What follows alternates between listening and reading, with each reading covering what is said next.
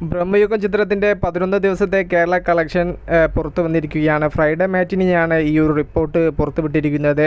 20,08,00,000 രൂപയാണ് ഈ ഒരു ചിത്രത്തിന് 11 ദിവസം കൊണ്ട് കേരളത്തിൽ നിന്നും നേടാൻ സാധിച്ചിട്ടുള്ളത്. ഇനിയും ഈ ഒരു സിനിമ ഒട്ടനവധി ദിവസങ്ങൾ കേരള ബോക്സ് ഓഫീസിൽ വിലസും എന്ന ഈ കാര്യത്തിൽ യാതൊരു സംശയവുമില്ല. അത്തരത്തിലുള്ള ഒരു റെസ്പോൺസ് തന്നെയാണ് തിയേറ്ററിൽ നിന്നും ഈ ഒരു ചിത്രത്തിന് 12-ാം ദിവസവും കിട്ടിക്കൊണ്ടിരിക്കുന്നത്. ഇന്ന് വർക്കിംഗ് ഡേയിലൂടെയാണ് ഈ ഒരു ചിത്രം കടന്നു പോകുന്നത്.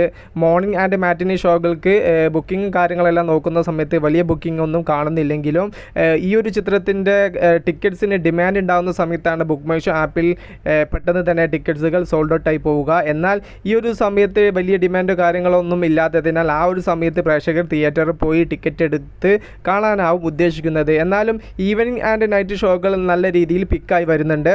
50 കോടിയും കടന്ന് മുന്നേറുന്ന സിനിമയുടെ total world wide final collection എവിടെ ചെന്നെത്തും എന്നുള്ളതാണ് ഇപ്പോൾ ആരാധകരുടെ ഡിസ്കസ്. എന്തായാലും ഈ ഒരു ചിത്രം 60 കോടി ടച്ച് ചെയ്യാൻ ചാൻസ് ഏറെയാണ്.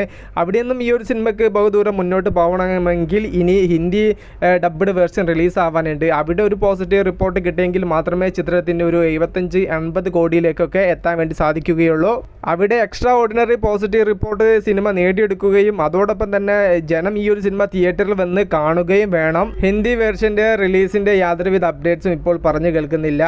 റിലീസ് ആവുകയാണെങ്കിൽ ഈ ഒരു വെള്ളിയാഴ്ചയെങ്കിലും സിനിമ റിലീസ് ആവണം. എങ്കിൽ മാത്രമേ സിനിമയ്ക്ക് കാര്യമായിട്ടുള്ള ബോക്സ് ഓഫീസ് ഹണ്ട് നടത്താൻ വേണ്ടി സാധിക്കുകയുള്ളൂ.